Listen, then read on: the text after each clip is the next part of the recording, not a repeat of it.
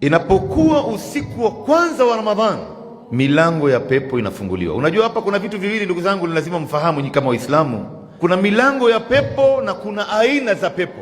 Katika milango ya pepo, mlango ya kwanza Mtume sallallahu ametaja ni babu swala.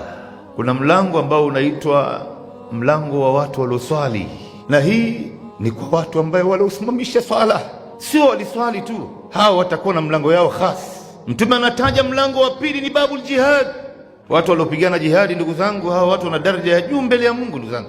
Kisha inayefuata ni babu sadaqa, waliotoa sadaka kwa wingi, na hii inaingia zaka vile vile. Kisha inayefuata ni babul hajj, waliokwenda kutekeleza ibada ya hija. Kisha inafuata babul rayyan. Ar-rayyan ni mlango ya watu waliofunga saumu, wameandaliwa mlango wao khas.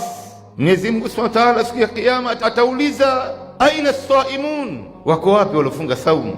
Fadakhalu fa idha dakhalu ughliq falam yadkhul ba'dahum ahad. Hawa watu wote waliofunga saumu wataingia kwenye mlango wa saumu, na baada wao kuingia hii mlango itafungwa na hakuna yeyote ambaye atakayeingia baada yao.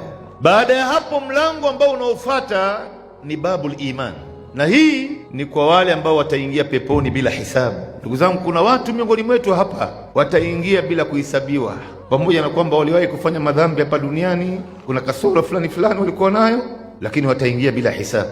Kisha kuna babu dhikri na kuna babu al-afina anin nas. Kuna babu ya kuwa mtu ambaye anayemtaja Mungu kwa sana, na dhikri iliyokuwa kubwa kuliko dhikri zote ndugu zangu ni Qur'an.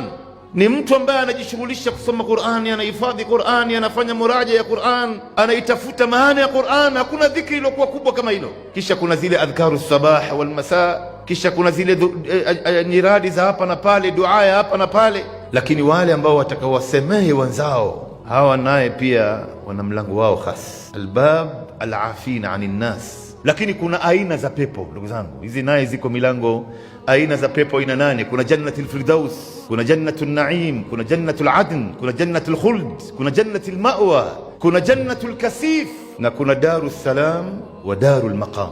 Hizi zote ni aina za pepo. Sasa wewe fikiri ndugu yangu, mlango wa pepo unafunguliwa katika mwezi wa Ramadhani. Miezi mingine 11 yote imefungwa milango. Maana yake nafasi yako kuingia peponi ndugu yangu iko mbele yako. Ni wewe ndo ambao utaamua kuingia ama utakataa.